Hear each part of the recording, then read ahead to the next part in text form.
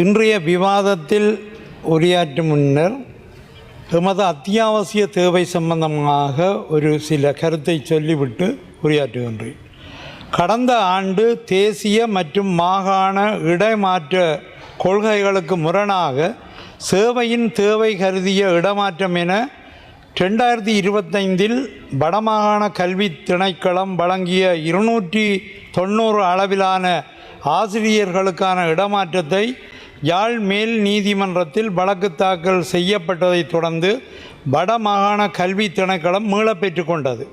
மீண்டும் இவ்வருடம் அதே போன்றதொரு இடமாற்றத்தை வருடாந்த இடமாற்றத்துடன் இணைத்து வடமாகாண கல்வி திணைக்களம் நடைமுறைப்படுத்த தொடங்கி தற்போது 193 அளவிலான சேவையின் தேவை கருதிய இடமாற்றத்தை மனித உரிமைகள் ஆணைக்குழு ரத்து செய்துள்ளது. இந்த நிலையில் வன்னி பெருநிலப்பரப்பில் இருந்து கிளிநொச்சி உட்பட 368 அளவிலான ஆசிரியர்கள் யாழ்ப்பாணம் செல்ல உள்ள நிலையில் யாழிலிருந்து சேவையின் தேவை என்ற இடமாற்ற முயற்சியும் மனித உரிமைகள் ஆணைக்குழுவால் இடைநிறுத்தப்பட்டுள்ளது. 2 ஆண்டுகளாக தொடரும் இந்த இடமாற்ற தோல்விகளுக்கு யார் பொறுப்பு கூறுவது? போதியளவு ஆசிரியர் இன்றி கல்விக்கான சம அணுகல் மறுக்கப்படும் எமது பிரதேச மாணவர்களுக்கு யார் வகை கூறுவது? இவ்வாறான ஒரு முறைகேடாகும் சேவையின் தேவை அடிப்படையிலான இடமாற்றத்தை ஆசிரியர்கள் மீது திணித்தது ஏன்? பேரவை தலைவர் அவர்களே, உறுப்பினர் அவர்களே, இந்த நாட்டின் பிரதமர் அவர்களே, கல்வியில் சம அணுகலுக்கான தொடர்ந்து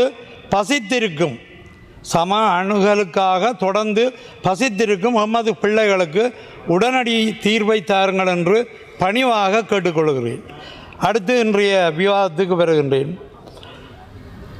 உள்நாட்டரசிறை திருத்தச் சட்டம் மூலம் சமூக பாதுகாப்பு உதவுதொகை அறவீடு ஆகியவற்றின் 2ஆம் மதிப்பீடு மற்றும் செயல் நுணுக்க அபிவிருத்தி கருத்திட்டங்களின் சட்டத்தின் கீழ் ஒழுங்கு விதி, விளையாட்டில் ஊக்கு பதார்த்த பயன்பாட்டுக்கு எதிரான சமபாய சட்டத்தின் கீழ் ஒழுங்கு விதிகள், இலங்கை மத்திய வங்கி சட்டத்தின் கீழ் விதிகள் அங்கீகரிப்புக்குமான இன்றைய விவாதத்தில் மட்டுப்படுத்தப்பட்ட நேர ஒதுக்கீடு காரணமாக விளையாட்டில் ஊக்கு பதார்த்த பயன்பாட்டுக்கு எதிரான சமவாய சட்டத்தின் கீழ் உள்ள ஒழுங்கு விதிகள் தொடர்பில் சில கருத்துக்களை இப்பேரவையில் பதிவு செய்கின்றேன்.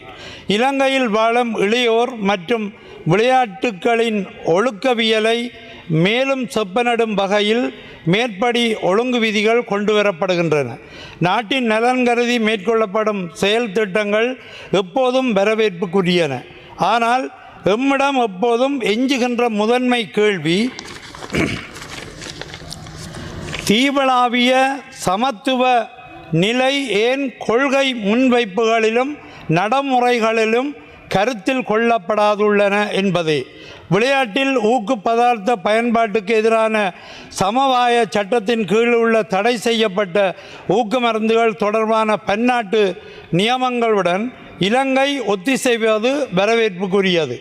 அனைத்து சந்தர்ப்பங்களிலும் தடை செய்யப்பட்ட மருந்துகள், தடை செய்யப்பட்ட முறைகள், போட்டிக்குள்ளே தடை செய்யப்பட்டவை, போட்டியின் போது தடை செய்யப்பட்டவை, குறிப்பிட்ட சில விளையாட்டுகளில் தடை செய்யப்பட்டவை, கண்காணிப்பு திட்டத்தில் உள்ளடக்கப்பட்டவை என பல்வேறு நிலைகளிலும் ஊக்கமருந்தின் கையாளல் விதிவிலக்கு நிலைகள் தொடர்பான இலங்கை அரசின் 2026/1/2024 51 இலக்க அதிவிசேட வர்த்தமானியின் ஊடாக குறிப்பிடப்பட்டவை 2026/1/1 தொடக்கம் செயல்நிலைக்கு வருகின்றன. இப்போதே 3 மாதங்கள் கடந்துவிட்டன. கடந்த ஆண்டு மார்ச் மாதம் இலங்கையின் ஊக்கமருந்து தடுப்பு முகவராண்மை உலக ஊக்கமருந்து தடுப்பு முகவராண்மையால் கண்காணிப்பு பட்டியலில் வைக்கப்பட்டிருந்தது. அதன் பின்னர் 2025/8/19 உலகதர நியமங்களுக்கு இணங்காதோர் பட்டியலில் இலங்கை சேர்க்கப்பட்டிருந்தது. கடைசியில் மேற்படியான சட்டமூல முன்வைப்பு முயற்சிகள் ஊடாக மீண்டும் இலங்கை பன்னாட்டு நியமங்களுடன் சட்ட அடிப்படையிலும் ஒருங்கிசைகின்றது. விளையாட்டு பயிற்சிகளுக்கான வாய்ப்பு, விளையாட்டு பொருட்களுக்கான தட்டுப்பாடு, போதிய அளவான பயிற்றுவிப்பாளர்கள் இன்மை, வழிகாட்டல்களில் பற்றாக்குறை, விளையாட்டு வீரர்களின் போஷணை மேம்பாட்டுக்கான வழிகாட்டல், தொடர் மருத்துவ கண்காணிப்பு என்பவற்றில் தீவளாவிய சமத்துவம் பேணப்படாமை வன்னி மாவட்டத்தின் விளையாட்டுத்துறைக்கு பெரும் சவாலாகின்றது. எந்தெந்த மருந்துகள் தடை செய்யப்பட்டுள்ளன, எந்த அளவில் தடை செய்யப்பட்டுள்ளன, ஊட்டச்சத்து நிரப்பிகள் அவர்களின் விளையாட்டு வாழ்வில் எவ்வாறு தாக்கம் செலுத்தும் என்பவை தொடர்பான தெளிவு நிலை மாகாணங்களுக்கு இடையிலும் மாவட்டங்களுக்கு இடையிலும் சரிசம அளவில் தான் நிலவுகின்றது என விளையாட்டுத்துறை மற்றும் இளைஞர் விவகார அமைச்சரால் இந்த பேரவையில் உறுதியளிக்க முடியுமா? விளையாட்டுத்துறையில் இந்த இடத்தில்தான் வன்னி மாவட்டம் சமத்துவ நிலையில் அணுகப்படாதுள்ளது. விளையாட்டில் ஊக்குப்பதார்த்த பயன்பாட்டுக்கு எதிரான சமவாய சட்டத்தின் கீழ் உள்ள ஒழுங்கு விதிகள் அங்கீகரிக்கும் இவ்வேளையில் இப்பேரவை வாயிலாக இவ்வரசிடம் வன்னி மாவட்டத்தை 1 minute ப்ளீஸ் வன்னி மாவட்ட சார்பாக்கும் பாராளுமன்ற உறுப்பினராக நாம் கேட்டுக்கொள்வது இவைதான். மேற்படி சுற்றறிவு அறிக்கைக்கு அமைவாக போதிய அளவான விழிப்புணர்வை மாவட்டந்தோறும் விளையாட்டு வீரர்களுக்கும் பாடசாலை மாணவர்களுக்கும் வழங்குங்கள். போதிய அளவு விழிப்பூட்டல் இன்றி ஒழுங்கு விதிகளை நடைமுறைப்படுத்தும் போது விளையாட்டு வீரர்கள் பாதிக்கப்படும் நிலை காணப்படலாம். அனைத்து மாவட்டங்களிலும் கட்டாய ஊக்கமருந்து தடுப்பு விழிப்புணர்வு நிகழ்ச்சி திட்டங்களை ஏற்படுத்துங்கள். ஏனைய மாவட்டங்களைப் போன்று முல்லைத்தீவு மாவட்டமும் விளையாட்டுத்துறையில் சமத்துவ அடிப்படையிலான அணுகலை பெறும் வகையில் வளங்களை ஒதுக்குங்கள்.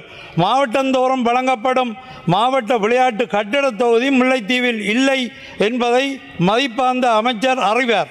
நீச்சல் தடாகம், கரவந்து, வலைப்பந்து மற்றும் கூடைப்பந்து விளையாட்டுக்கேற்ற உள்ளக அரங்கு வசதி, விளையாட்டு வீரர்களுக்கான உடல் வலுவூட்டல் பயிற்சி நிலையமும் இல்லை என்பதையும் அமைச்சர் அறிவார்.